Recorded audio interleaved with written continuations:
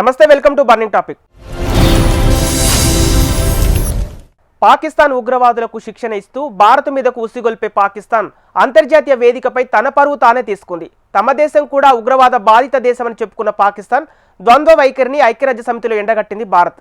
నిజంగా శాంతిని కోరుకుంటే ఉగ్రవాదులను భారత్కు అప్పగించి నిజాయితీ నిరూపించుకోవాలని సవాల్ విసిరింది.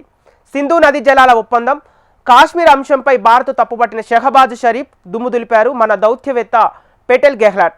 పాక్ ప్రధాని అనవసర నాటకీయతను ప్రదర్శించారని మండిపడ్డారు. ఇక అంతర్జాతీయ ఉగ్రవాది లాడెన్కు ఆశ్రయించింది పాకిస్తానే కదా అని గుర్తు చేశారు. భారత్ చేతిలో ఎన్నిసార్లు భంగపడ్డా అంతర్జాతీయ వేదికలపై పదే పదే అబద్ధాలు చెప్పి పరువు పోగొట్టుకోవడం ఆనవాయితీగా మారింది. ఎప్పటిలాగే కశ్మీర్తో పాటు ఆపరేషన్ సింధూర్, సింధు నదీ జలాలు, ఇతర వివాదాస్పద అంశాలను ప్రస్తావిస్తూ అసంబద్ధ వ్యాఖ్యలు చేసింది మన పొరుగు దేశం. ఐక్యరాజ్య సమితి 80వ వార్షిక సాధారణ సమావేశాల్లో పాకిస్తాన్ ప్రధానమంత్రి షహబాజ్ షరీఫ్ భారత్ మీద చెలరేగిపోయారు. ఎప్పటిలాగే కశ్మీర్ అంశాన్ని ప్రస్తావించారు. తమ భవిష్యత్తును నిర్ణయించుకునే స్వేచ్ఛ అక్కడి ప్రజలకు ఉండాలన్నారు. అన్ని వివాదాస్పద అంశాలపై భారత్తో సమగ్ర చర్చలకు సిద్ధమని చెప్పుకొచ్చారు షరీఫ్.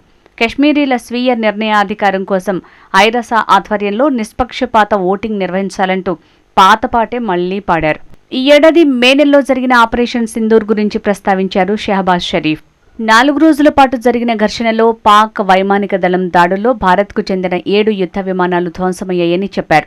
ఉగ్రవాదాన్ని పాక్ తీవ్రంగా వ్యతిరేకిస్తోందని, తాము టీటీపీ, బిఎల్ఏ వంటి విదేశీ నిధులతో నడిచే సంస్థల నుంచి నిరంతరం బాహ్య ఉగ్రవాదాన్ని ఎదుర్కొంటున్నామని చెప్పారు. తమది కూడా ఉగ్రవాద బాధిత దేశమేనని చెప్పుకొచ్చారు షహబాజ్. గత 2 దశాబ్దాలుగా తమ దేశంలో 90,000 మంది ఉగ్రవాదానికి బలయ్యారని వాపోయారు. Pakistan condemns terrorism in all its forms and manifestation. For over 2 decades, Pakistan has been at the front line of global counter-terrorism efforts, having suffered over 90,000 people. We lost 90,000 people of our country, babies, children, mothers, sisters, brothers, elderly people, doctors, engineers, and also suffered economic loss of $150 billion. Bharat Sindhu నది జలాల ఒప్పందాన్ని ఏకపక్షంగా రద్దు చేసిందని ఆరోపించారు షహబాజ్ షరీఫ్. భారత్ తీసుకున్న చర్యలు అంతర్జాతీయ చట్టాన్ని ఉల్లంఘిస్తున్నాయని, ఇది యుద్ధ చర్యతో సమానమని వ్యాఖ్యానించారు. ఆపరేషన్ సింధూర్ సమయంలో భారత్ పాక్ మధ్య కాల్పుల విరమణకు అమెరికా అధ్యక్షుడు ట్రంప్ చొరవ ప్రశంసనీయమంటూ మెచ్చుకున్నారు. ఆయన చర్యలతో దక్షిణాసియాలో శాంతి స్థాపనకు ట్రంప్ చేసిన విశేష కృషికి గాను పాక్ ఆయన పేరును నోబెల్ శాంతి బహుమతికి నామినేట్ చేసిందని చెప్పుకొచ్చారు.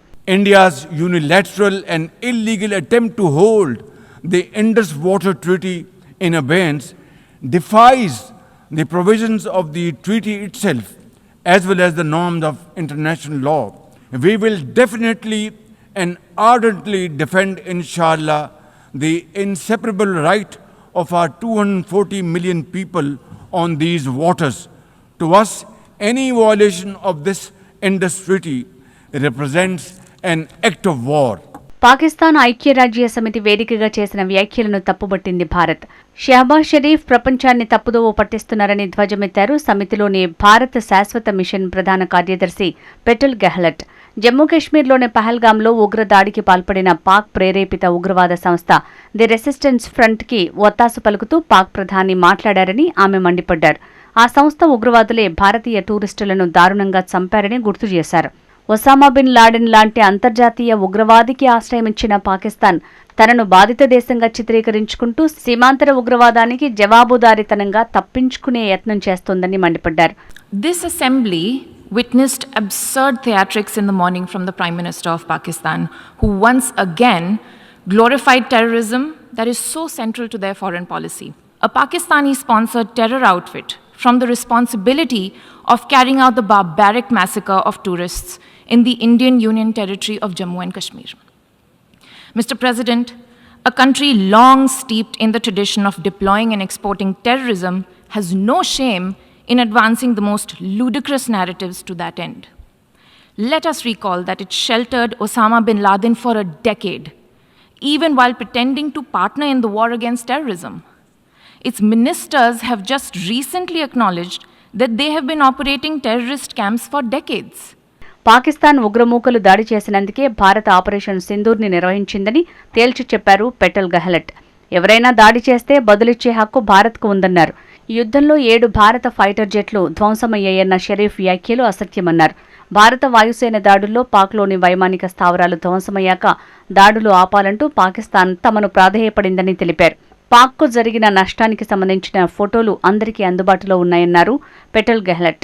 రన్వేలు ధ్వంసమై హ్యాంగ్లర్లు దహనమైన పాక్ ప్రధానికి విజయంలా కనిపిస్తే ఆ విజయాన్ని ఆయన ఎంజాయ్ చేయొచ్చని సూచించారు. ఏ అంశాన్నైనా ద్వైపాక్షిక చర్చలతోనే పరిష్కరించుకోవాలని చాలా ఏళ్ల క్రితమే భారత్ పాక్ అవగాహనకు వచ్చాయని ఆమె గుర్తు చేశారు. దీర్ఘకాలిక భారత విధానం కూడా ఇదేనన్నారు. Pakistan must immediately shut down all terrorist camps and hand over to us terrorists wanted in India. It is also ironic that a country which wallows in hate, bigotry, and intolerance should preach to this assembly on matters of faith. The political and public discourse of Pakistan reflects its true nature. Clearly, a look by them at the mirror is long overdue. Mr. President, India and Pakistan have long agreed that any outstanding issue between them will be addressed bilaterally. There is no room for any third party in that regard. This is our long-standing national position. Where terrorism is concerned, we are making it clear that there will be no distinction between the terrorists and their sponsors. Both will be held accountable. Nor will we allow terrorism to be practiced under the cover of a nuclear blackmail. India will never bow to such threats. India's message to the world is clear. There must be zero tolerance for terrorism.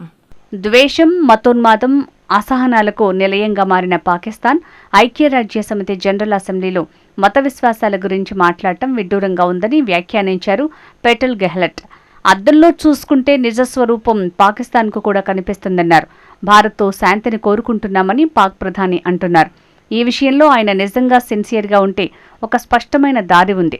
వెంటనే ఉగ్రవాద శిబిరాలన్నీ Pak మూసేయాలి. Wanted జాబితాలో ఉన్న ఉగ్రవాదులను అప్పగించాలని సూచించారు. పాకిస్తాన్ ప్రధానమంత్రి షహబాజ్ షరీఫ్ ఐక్యరాజ్య సమితి జనరల్ అసెంబ్లీలోకి వెళ్తున్న క్రమంలో ఓ వార్తా సంస్థ అడిగిన ప్రశ్నలకు ఇబ్బంది పడ్డారు. సీమాంతర ఉగ్రవాదాన్ని మీరు ఎప్పుడు ఆపబోతున్నారు అని ప్రశ్నించగా ఆయన బదులిచ్చారు. మేం సీమాంతర ఉగ్రవాదాన్ని ఓడిస్తున్నాం, వాళ్లను ఓడిస్తున్నాం అని చెప్పారు. భారత్ మిమ్మల్ని ఓడిస్తోంది కదా అని వార్తా సంస్థ ప్రతినిధి పేర్కొనగా షహబాజ్ షరీఫ్ బదులివ్వకుండానే వెళ్లిపోయారు.